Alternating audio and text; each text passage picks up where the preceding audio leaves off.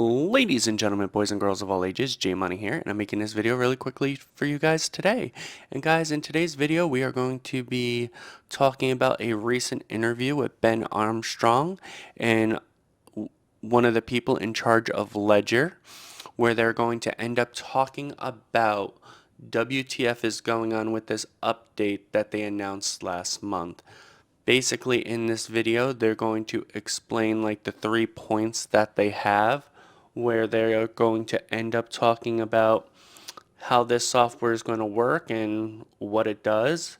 Basically, they say in it, if you don't like the update, don't download it or don't use the service. And lastly, why they deleted the tweet, because they announced it all on Twitter and then it was deleted, I believe, like either a couple hours later or a day later. So we're going to go over all that in this video today, and we're going to try to be as unbiased as possible. Okay guys, and the first part of this video that we're going to be looking at is when they talk about how the service works and what it's going to be about. I highly recommend watching the full interview on BitBoy's channel. I will leave a link in the description below. Like I said in a past video, BitBoy is one of my favorite crypto YouTubers, and he was someone who was very pro Ledger. And recently he came at them pretty hard, and even in this, he tried to explain certain things for him because he does have a pretty thick accent, and they were trying to make it sound a little better, but BitBoy even says in this thing that he's like, hey, you lost our trust, you gotta earn it back by the end of it. So I highly recommend watching the full one, but the first part of this video is going to be how the service works. So let's take a look at this first part right now. It's a fair explanation. Okay. I will add something. Like, it's not only a firmware upgrade. It's a complete service. So okay, got it. In order to explain a little bit how it works, so if you choose to use this service, it's going to be the following. Like, you will onboard your device, so you will generate your own set of seed, like your private keys, and then you will choose to subscribe to this service. You will create an account with our partners, and then you will go through an identity verification process. In order, you will show your ID card, you will show your face in order for you to be registered in the service. So, and then you also have to pay. It's a paying service in order for people to. It's like a monthly fee. It's like a monthly fee or a one-time fee. Yeah, it's a monthly fee. Yes. Okay. So basically, as we see here, this isn't going to be something where supposedly they don't just take your keys and automatically know them, and if a government or some other group wants them, they'll just hand them over. This is a service that you would actually have to pay for. It would be a monthly subscription, and basically if you ever lost your keys, you would go through said service and they would be able to recover your crypto for you or get your keys for you. And I know a lot of people are getting worried because I guess went online when they were going back and forth a little bit. One of the big scary points was, what happens if Uncle Sam, China, Russia comes to them and says, we need to know this guy's keys, we need to know how much crypto they have, give us all the information you have and said person. And actually in another interview, I'm going to post the clip once I'm done talking right here, they literally say, the only way we're going to get subpoenaed is if you're doing drugs or selling drugs, you're doing a terrorist attack. The government only asks in those situations. And one of the other people hosting the podcast says, no. Coinbase just got subpoenaed. The only concern really is if we get subpoenaed by a government to say, now, this user specifically, we would like you to, retrieve the 3 shards, etc. So that's not a real concern in the end, because for several reasons. One, you only get subpoenaed like this by governments if it's a serious act, like, terrorism, drugs, etc., etc. Like, it's not true that the average person gets subpoenaed every day. Can I just interrupt there? Coinbase had all their customer data subpoenaed by the Yes. IRS. John Doe. Yeah, and so they had to supply every customer. Was it over $10,000 or 20,000? 20,000. 20,000 Over a 3-month rolling period. and they gave all their And Coinbase data. fought back because they wanted, I They think, did. 3,000. But Coinbase is a bank. This is not a banking service. Okay, so it's very different. But it's what I'm saying is the IRS wanted that information. If something There is no like, information for the IRS on this. Well, you do have XPubs, but you had them before too on Ledger Live, right? I mean, there is no real information for the IRS on this, etc. And by the way, like, again, this is, there will be trade-offs in the future. Yeah. So, like, we're not saying that, if you're uncomfortable with this, you can keep your 24 words and, keep doing what you're doing today. This doesn't change anything. And his response was, well, we're not a financial institution. It's not a good answer, and I can see why people are worried about this. Because in this interview, they're saying one thing: we don't have your keys, we don't have access, it's a private service, and we still won't know anything, it's all through third party. And then in this other interview, they're saying, well, if we get subpoenaed, we'll have to give it to them. That's where the fear lies. So let's take a look at the next part right now, where it's going to basically talk about, well, basically, if you don't like it, don't download it, or don't be a part of it. Okay, so first of all, I want to say that Ledger does not have your seed phrase. Like, your seed phrase is sharded and encrypted in 3 different areas,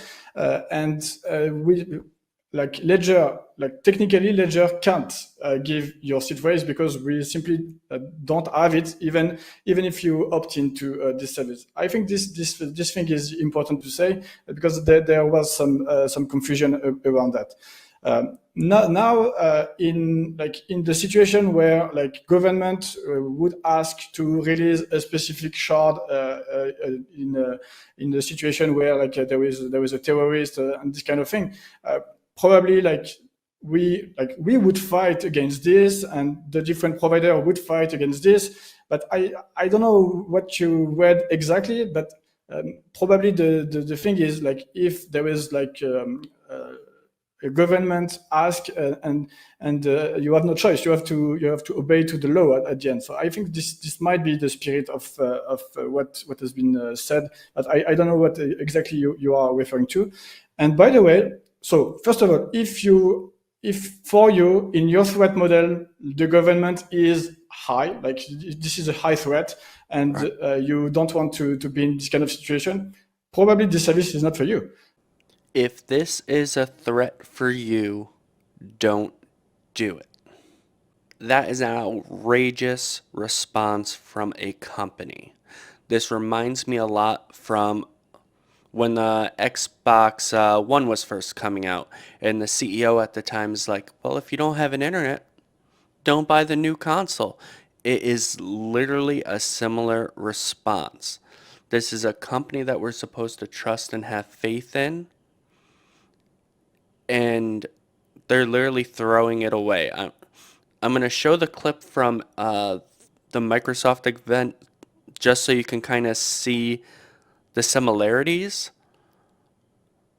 But that one thing from Xbox basically killed them that entire console war. And now, in the midst of the bear market, before we go into the next bull market, they say something like this. It's extremely stupid. Here's that clip I was just talking about. Fortunately, we have a product for people who aren't able to get some form of connectivity. It's called Xbox 360. Right. So stick with 360. That's your message if you don't, like it? If you have zero access to the internet, that is an offline device. I mean, seriously, when I read the blogs and thought about who's really the most impacted, there was a person who said, hey, I'm on a nuclear sub. Right. And I don't even know what it means to be on a nuclear sub, but I've got to imagine that it's not easy to get an internet connection. So yeah, there's just a lot of similarities, in my opinion, between those two things. And the biggest thing that probably set everyone off the most is they had a tweet that they came out with, and then they deleted it a little after. A day, a couple hours, I don't remember the exact time or how long it took.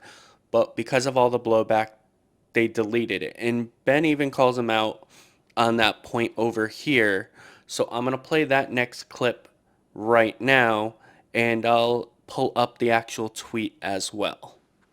But the tweet said, technically speaking, it is and always has been possible to write firmware that facilitates key extraction. You've always trusted Ledger not to deploy such firmware, whether you knew it or not. Now, in my opinion, now obviously this was deleted because it caused a lot of ruckus.